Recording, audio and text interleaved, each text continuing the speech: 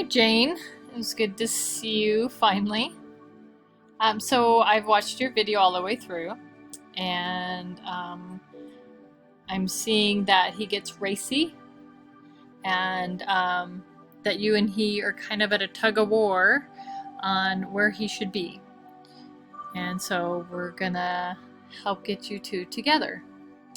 One of the things that I see first is we need to slow down our tempo at our trot when we do get to the trot, and I'll explain later about getting to the trot. And then the other thing is when you are going in the trot, I want your positioning to be more up and down and relaxed with your seat underneath you. Right now you're in a position of pulling on him and him pulling on you, and you're getting pulled forward. Your foot is out in front of you. So we want to just reposition you. I see that you have spurs on, and it looks like he's good with it. If he has to have spurs to move forward, that's fine. But I think at this point I might ride without him for a bit. I do love how he transitions down so nicely. And I'm just seeing that he is not taking consistent contact and is fiddling with his bit, his head, his neck, and everything else. You're doing correctly to go ahead and do a half halt with him to slow him down, but I don't think it's doing enough at this point. I think that he needs to be more in the game of your rides. You look like you're working way harder than he is. He's out for a Sunday stroll and sightseeing, and you're working your butt off. So we need to make him work harder and you work less. So we're going to go ahead and transition forward. He gets some very nice moments, and we're going to get more of those. So I'm going to go forward here just a little bit. Oh, there you are. The canter, I wouldn't canter yet. I'm going to give you some homework to do on walk and trot. I think his canter's lovely, and yes, he canters. That's great. We get the canter, and then we're going to stop. I love how he's like, oh, sightseeing, what's over there, spook? He's got to be a lot of work. You've got to be a little frustrated. So we're going to help you with this guy. So he is a higher-headed horse, so we're going to work with him maintaining the contact. And he gets it every now and then he says, nope, I'm not going to keep it. What are you going to do about it? And we're going to put this on him from now on, that he has to maintain the contact. You have a beautiful place, by the way. I love the area. What a great place to ride. So we're going to go forward here just a little bit to where you have a stretch and a flip. Every time he flips his head, I want you to take your inside rein and jerk. That's not okay. I don't know why he's flipping, but you are not doing anything wrong with your hands. You're a great rider. You have good hands. Little horsey horse needs to know that flipping your head is not acceptable. So give him a jerk on the inside and tell him to stop it. That needs to be stopped right away. Okay. So we're going to go a little bit further to another stretchy walk. Let's see what we get here. And we got to trot back. So this is a very nice trot. The reason this is a very nice trot is because he's maintaining the contact here. Okay. I've got to go back to your walk.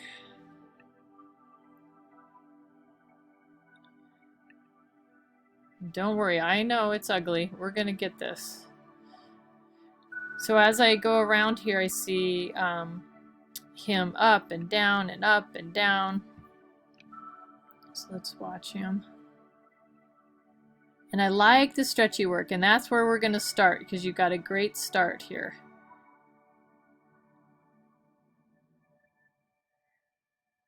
But we're going to start at the walk. This is nice. But see how he's not maintaining it on his own? And when he comes back up, there's no reprimand for him. So we're going to give you some homework. Let me get back to a walk scene here. All right, so here's our walk. This is where I want you to start, is at the walk.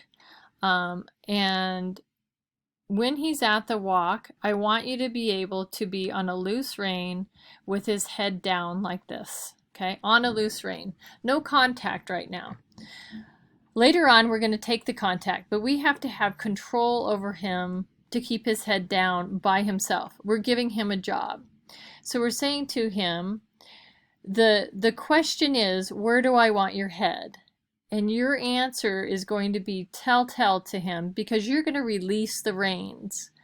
And it's going to be a release where you're not touching him. It's going to be no contact. You're going to be right there. If he picks up his head, if he tosses his head, if he turns, if he looks or whatever, and you got to be quick at it.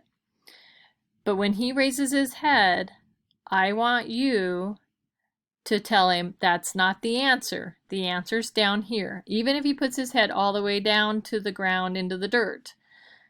But if he gets rude and he pulls you down, you're going to do a jerk, because that's not the answer that we want. We want him to walk around just like a quarter horse peanut roller for a little while, and I'll explain why, with his head down, however low you want it, because then we're going to have control. Right now, he has control. He can put his head up, he can put it down, he can flip it sideways, he can look at something, he can come back, he can go whatever. And he's working your butt off trying to keep him in the bridle. So we have to tell him, listen, I'm going to be nice to you when your head is down like this and your neck is long and low. If it's not going to feel real great to you right now. I'm going to take kind of a hard contact. You're not going to like it, but you're going to have to answer the question, how do I get her to release my head?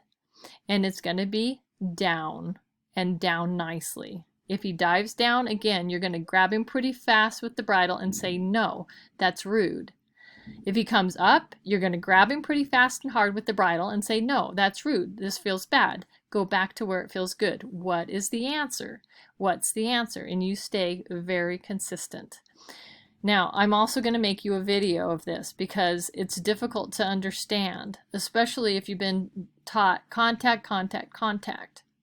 We are going to maintain contact as soon as he understands where he's supposed to be. We're going to take our contact, and I'm going to hold my end of the rein, and he's going to hold his, and he's going to do his job, and I'm going to do mine. After he understands that I can ask him to go down into the bridle, I can ask him to come up where I want him to be, to go sideways where I want him to be, and that if he flips his head or if he decides to lose contact, that's not okay. The rule is that we are the ones that can let go of the contact. They can't let go of the contact. He doesn't know that rule yet, okay? So we're going to teach him. Number one, your job is to have him walk around on a loose buckle like he's a quarter horse peanut roller, like this, consistently. And you're going to have to reprimand him when he puts his head up. And you're going to have to reprimand him if he goes down too rude. And yes, he'll understand after a while. And you're going to have to tell him, yes, right here, this picture is where I want you. And you're going to scratch him on the neck, and you're going to say, you just keep right here.